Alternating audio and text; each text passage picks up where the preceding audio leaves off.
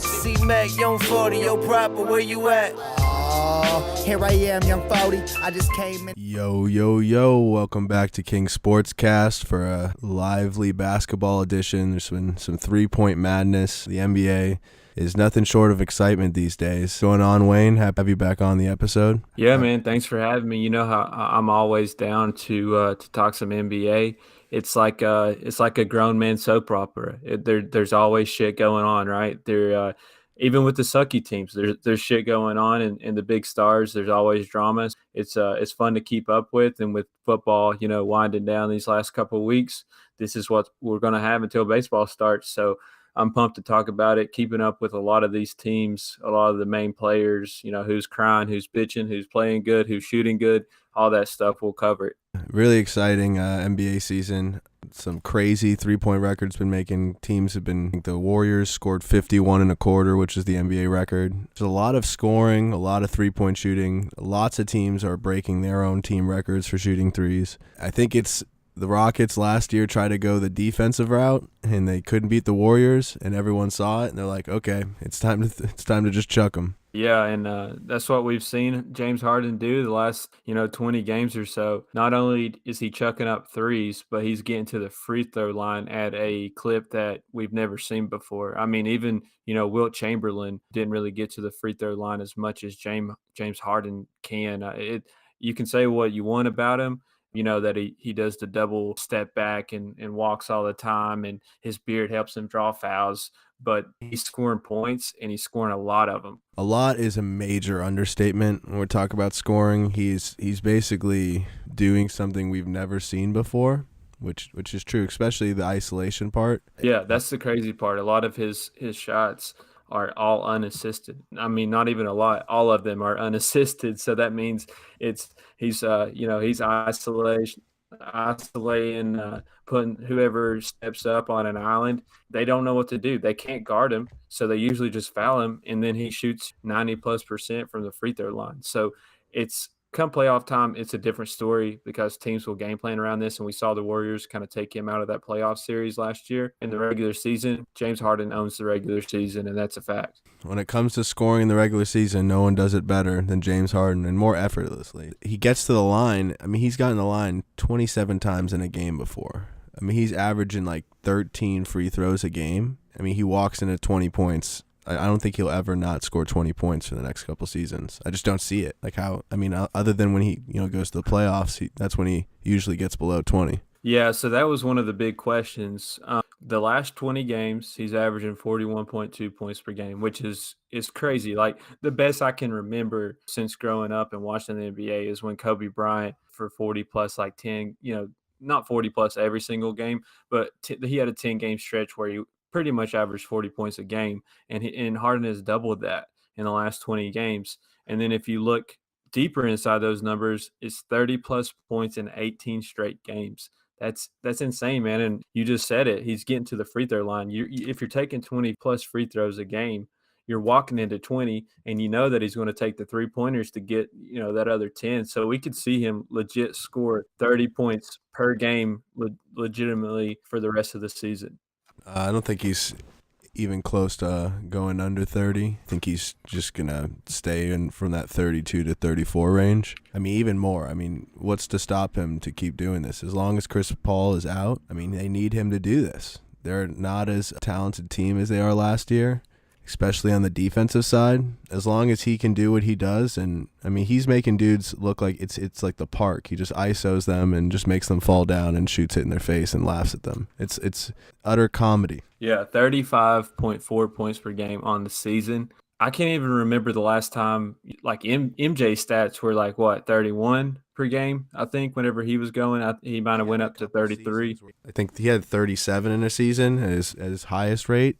I mean, he had some seasons like this, just not from a three-point range. He was just getting to the hole over and over and over again. Sure, and if you compare athleticism from Michael Jordan to James Harden, that's not really the conversation that you want to have. It's James Harden. I feel like it's just a lot more I tactical in don't the think way that Michael he. Jordan wants a conversation about 3-point shooting. No, no, definitely not. MJ only shot threes when he needed to, and he didn't shoot them at a very good rate. We all know he was the main competitor, and he could find a way to shoot threes when he wanted to. But yeah, James Harden, it's crazy to watch him ISO these guys up, and it's every defender that you can think of. All the top defensive All NBA guys that make that team every year. It doesn't matter who it is. He can isolate you and he can find ways. He's so crafty. He can find ways to score or get fouled. It's going to happen. He does turn the ball over a little bit, but that just comes from him controlling the ball so much. I mean, he runs the point guard position for this team. He's basically the entire offense for the team besides Eric Gordon. You can't look too much into those turnovers whenever someone's handling the ball like that. Yeah, I mean, he's averaging 8.5 assists a game, which is another insanely intense stat. To be averaging 35 and 8 assists, that means he's contributing at least to 51 points a game. And that's saying if every assist was a 2-point shot, which a lot of them for the Rockets are 3-point shots. At the top side, you're talking 24 extra points that he contributes. That's around 55 points. That's pretty insane to be contributing to basically at least half of your score every game. Yeah, it looks like he's going to win another MVP, man. If this clip keeps up, there's still a couple months left, but I can't really think of anyone that's going to challenge him for that. There's a couple guys out there that are having really good seasons. Paul George in particular, he's having an awesome season. He's averaging 28, 9, and I think 5 assists per game, which is a great season, but it does not compare to 35 points per game and then 8.5 assists on top of that per game for an entire season so far. It's crazy to see, and I'm glad that we are kind of seeing that transition of, yeah, the NBA league average in scoring has gone up in recent years. It's cool to see how each individual player contributes in that scoring. Harden is completely different than anyone else. Yeah, it's kind of cool to see Harden be unathletic and score to prove that basketball is a game of skill. It's not completely a game of athleticism. Since Jordan, it's, a lot of, I feel like the league has gone athletic more than pure skill, and James Harden proves you don't have to be the most athletic guy in the court. He has Kyrie-like handles. Maybe not as good as Kyrie, but to a level. I mean, he makes everyone, he's the second best ball handler probably behind Kyrie. Yeah, and then a high basketball IQ on top of that. And he takes breaks on defense so that he doesn't really have to worry about defense, and he just puts that effort into scoring more points. Yeah, because he just falls into every foul, especially in the regular season. Yeah, but speaking of MVP candidates, I know that LeBron James was one of the top candidates coming on to a Lakers team that was really young. In the last 12 games, they have not had LeBron James. He's been out with an injury. Reports are saying that he could have came back if it were later in the season. Maybe they were fighting for a playoff seed. He would probably already been back, but they're waiting until he gets 100%. And I love that. Being a Lakers fan, it started out rough. I think they went like 2-5 or 1-5 to open up those first 6-7 games. But since then, they've actually went on a nice little run. Got a really big win last night in overtime against a Thunder team that's been playing awesome. But you're starting to see those young players finally step up. And we knew what Kuzma could do from what he did last year. But Lonzo had a hell of a game. I know you said you watched the game last night, right? Yes, sir. I did watch the game. Very exciting. Lonzo Ball really had a hell of a game, man. Passing, scoring, confidence-wise. Looked aggressive. If he could play like that, I mean, there's no telling how good that Lakers team can be, because if you have LeBron going to Lonzo, that you have a guy who's an A-plus ball handler having the ball at all times. And if he could just shoot at he's been shooting at actually a pretty consistent rate of late. So, I mean, it was an awesome game. Kuzma is a dog. It's insane how hard he plays, and he has no fear. He literally would just shoot in dude's eye and then just look at him all the way down the court. Like, why do you even try and guard me? Yeah, Alonzo had 18 and 10 last night against OKC in that overtime win, and then Zubac came out, scored 26, and shot 80%, over 80% last night. Was, like you said, he was just straight dogging Steven Adams down low. Pretty nice to see him step up. that'll be a nice piece to add on to that offense and defensive end whenever LeBron does get back. The Lakers are basically looking at this as an opportunity. Okay, we know what we have with LeBron James. We know what we have with Kyle Kuzma, but we need these other pieces to step up. Unfortunately, one of them has not been Brandon Ingram so far, but Zubac has stepped up big time here in the last 5 or 6 games. I think they're going to find a way to work him into the lineup when LeBron does get back, and hopefully he can find a nice flow come playoff time. I think he more than proved his worth with his play. He's taken on premier centers and looking more dominant than dudes who've been in the league or considered top flight centers maybe, or in the conversation. So I feel like he has to get minutes with someone like LeBron.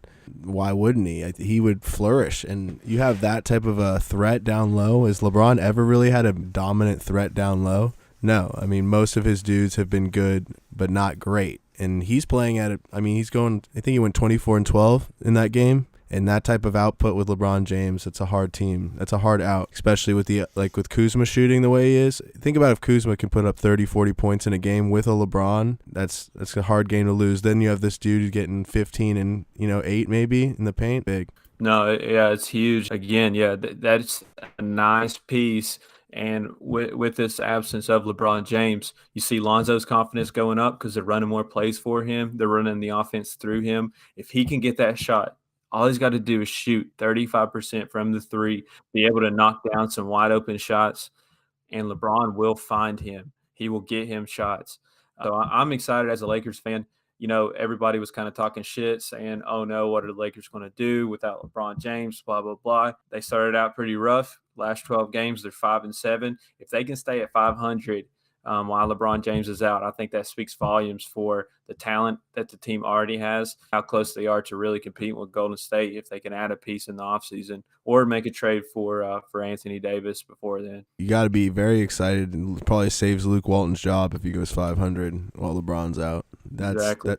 Yeah, for Luke, congratulations, Luke. You can live another day. Another team that's been a huge surprise all season long, they're actually 500, 23-23, and 6th seed in the East currently, is the Brooklyn Nets. And I know you wanted to talk about these guys and how improved they've looked.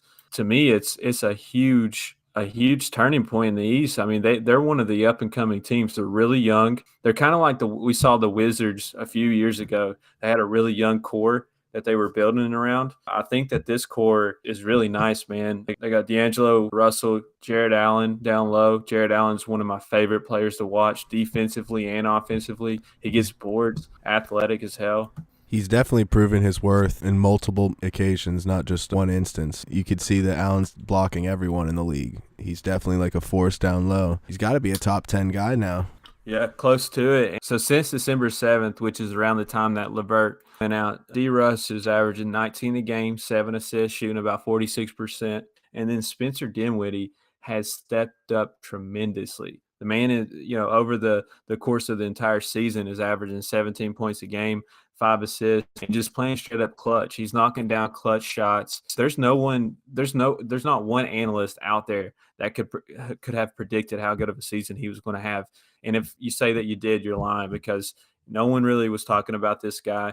And he's playing at a very high top 25 player level right now. You could say, before that it was on a bad Brooklyn Nets team, or however you want to put it, but the Nets are pretty good. They're solid. They got a solid record, and I think they're going to keep it up and end up fighting for a playoff spot in the East. Fighting for a playoff spot in the East is basically being average, and I think they're a little better than average. The East is coming up a bit. No, they played a lot better this year. The West has not been as stellar as it has been in recent times. The East, I mean, you look at the top of the East, there's 5 or 6 teams that could easily compete for it. And the Celtics, who thought everyone was like, before the season, just crown the Celtics champions of the East already, they've been less than average as well. And the Nets have filled that void and had a couple big wins recently, especially against the Rockets, who've been seemingly with Harden just been able to score on everyone at will.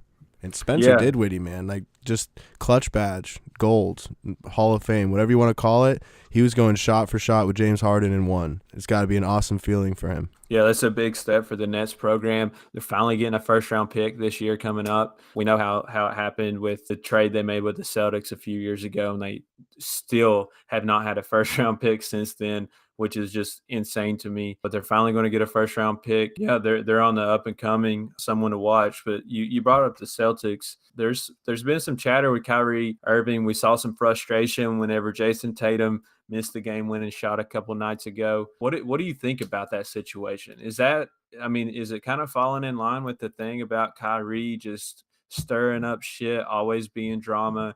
He's always, trying to pull the spotlight onto him, even when his team's struggling and they need a leader. I think that's just frustration. They're professional athletes, and Kyrie is Kobe-like competitor. I'm surprised he didn't try and go over punch Jason Tatum. But if he was Kobe size, he probably would. And if he was Kobe, Jason Tatum would let him and say, "Thank you, Dad."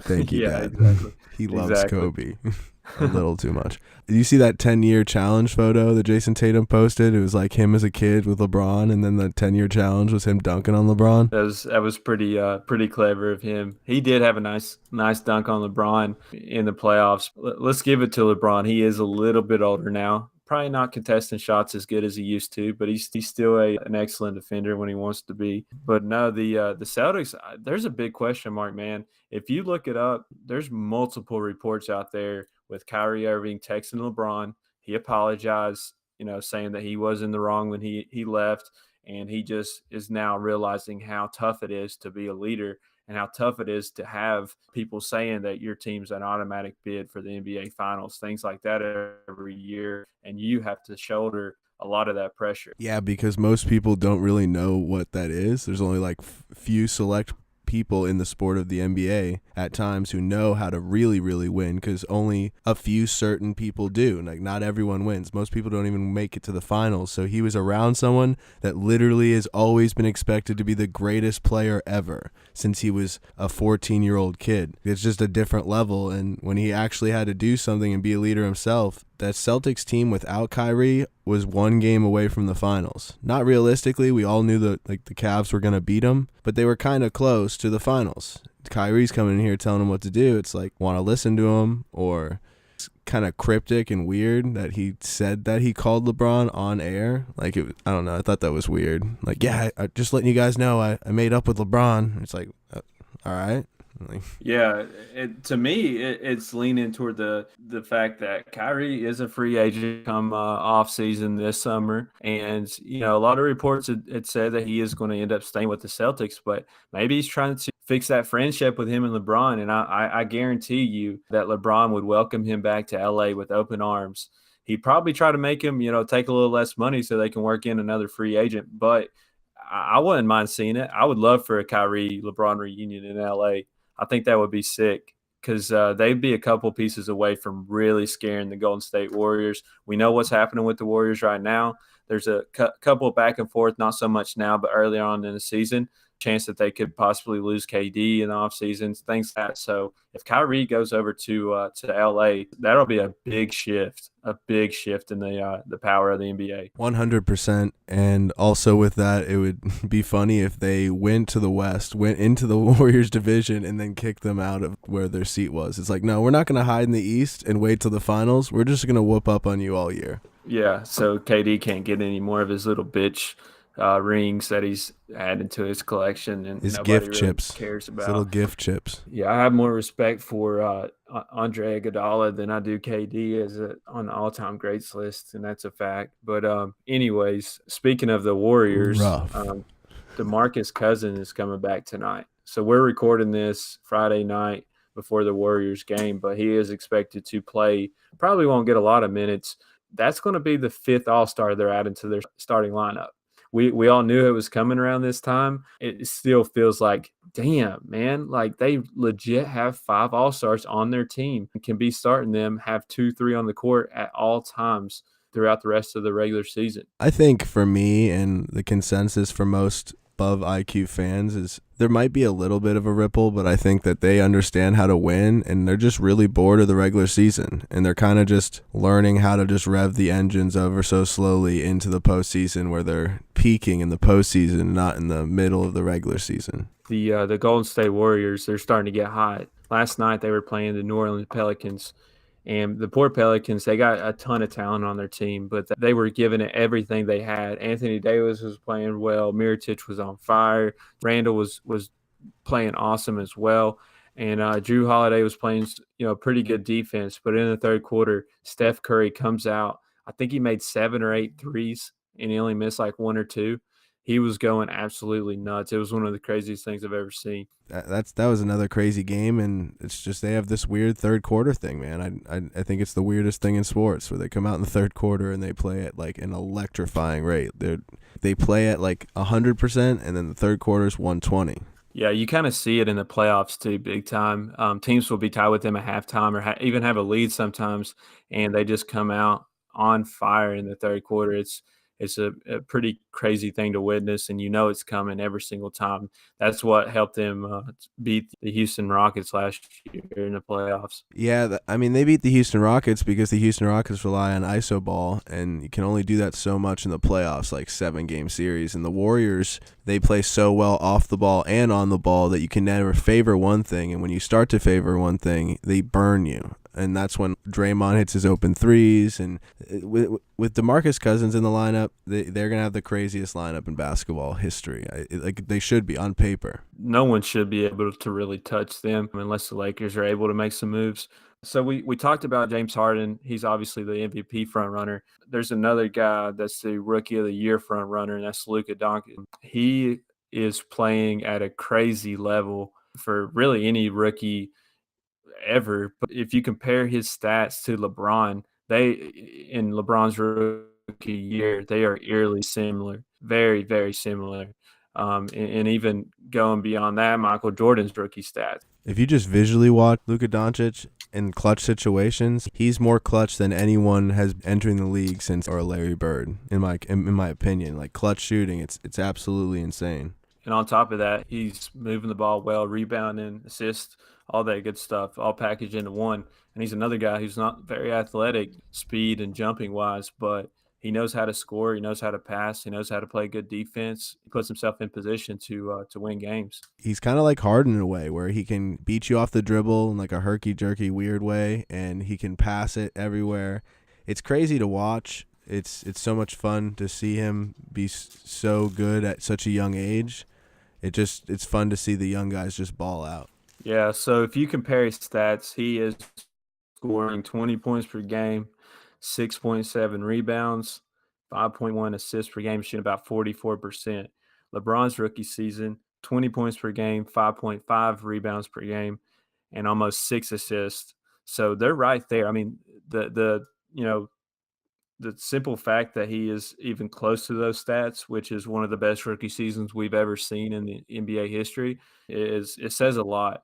In Vegas odds, he was the lead runner to take home the Rookie of the Year, and I honestly was not really agreeing with that. I thought it would be one of these other guys, but he is balling out. I'm not going to say that I guarantee knew that Luka was going to win Rookie of the Year, but I had one of my pestery friends that, will leave him to be unnamed, but he really annoyed me about Luka Doncic before. I knew he had the capabilities. It just, how is it going to translate? Because I don't watch a lot of European basketball to know if it's good enough to translate to NBA basketball. Yeah, I think it comes, back to the conversation of he's been a pro basketball player for multiple years now. Even if that is overseas, he's still playing at a very high level and against grown-ass men when he's 16, 17 years old. That has translated into him just coming into the NBA and balling out right off the bat. He first couple games, he struggled a little bit, but over the course of the whole season so far, he's averaging 20 a game, and that's pretty much all you need to say about that. Like, he's taken over as a rookie. Dallas is looking pretty good because of that. Partnered with De'Aaron Fox, I think, in some of the other pieces there. It's really cool to see him be so dominant in the best moments, not only putting up the statistics, but putting them up when it matters. I mean, he literally pulled up from like half court to hit for a game winner after. It's awesome to see. He's like LeBron, but he can shoot, and he has like the pull up, that step back he has, which isn't traveling at all, is lethal. He's crafty getting to the basket. He also has like a little dunk ability. There's no really like flaw in his game. He maybe isn't as good defensively yet, but he's super high IQ because obviously he's been playing professionally for years. That's how you see over some of the players, that these Americans that got drafted around him. Yeah, no, I agree. I agree completely. He's making a lot of teams look dumb so far, and I don't really see him having a sophomore slump or anything like that. If anything, he's probably going to get better and more confident as he goes on. That was a steal. I mean, for how good he's played, it's awesome. He's definitely, I think, Rookie of the Year. I think the Rookie of the Year and the MVP are basically set, barring some ridiculous stuff. Like if LeBron comes out, averaging like 35 and takes the Lakers to like the first seed, like that'd basically be it. No, I agree completely. There's really not another rookie out there that is even coming close at this point. Yeah, man, I love talking some NBA with you. A lot of exciting stuff going on. It's an interesting season, and I'm not as sad about the NFL closing down here in the next couple of weeks. We do have some good football on this weekend, and it's going to be awesome to see. It's almost full-fledged basketball time, and we got a lot of stuff to keep an eye on. Basketball is doing a better and better job making it a year-long affair where you're invested all year long with all the stars, and especially the last couple off seasons. It's been nice to see the competition kind of flip in the leagues, and basketball is exciting, man. Giannis and there's gonna be some cool series, and no like LeBron scare factor. Like these Eastern Conference teams maybe can actually play and not be afraid. Yeah, it's open. The boogeyman's gone. The boogeyman's gone. Toronto's definitely, the best team in the East so far, but it's still pretty open. We've seen them, able to get beat out in the playoffs. So that East is basically wide open as of right now. So everybody has the chance to go play in the NBA Finals out in the Eastern Conference. Yeah, it's definitely more wide open than ever, obviously because of the LeBron shift. So I'm excited by that. We're going to have a new Eastern Conference champion, and there's no way that it won't be, because the Cavs are done. They're tanking. They're going Zion or nothing. It's between them and the Knicks. The competition for Zion.